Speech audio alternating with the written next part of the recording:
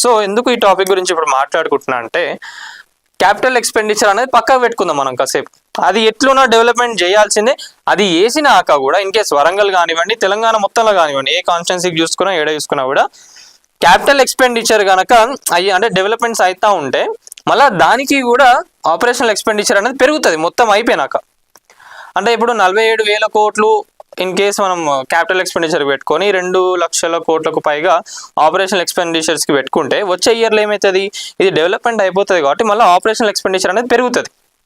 ఎందుకంటే ఇప్పుడు కొత్తగా బిల్డ్ అయిన ఏవైతే ఉన్నాయో వాటిని కూడా మెయింటైన్ చేయాలి కాబట్టి ఈ అమౌంట్ అనేది పెరుగుతుంది. అప్పుడు మళ్ళీ ఇంకా కొత్తగా ఏదైనా డెవలప్ చేయాలనుకుంటే ఆ బడ్జెట్ అనేది మళ్ళీ పెరుగుతుంది. అదంతా సెకండరీ ఇష్యూ అది.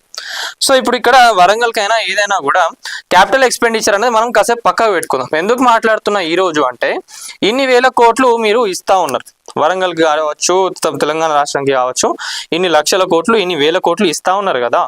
మరి డెవలప్మెంట్ అనేది ఎక్కడున్నది? డెవలప్మెంట్ అనేది ఎవరైనా ఈ రోజు చూస్తూ ఉన్నారు ఎక్కడైనా? ఖాళీ పేరుకే స్మార్ట్ సిటీ అని, ఖాళీ పేరుకే.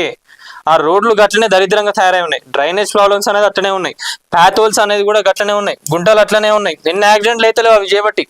గార్బేజ్ ఇష్యూస్ అయితే గల్లీలల్లా ప్రాపర్గా ఎవరు వచ్చి తీసేటోళ్ళు కూడా లేరు.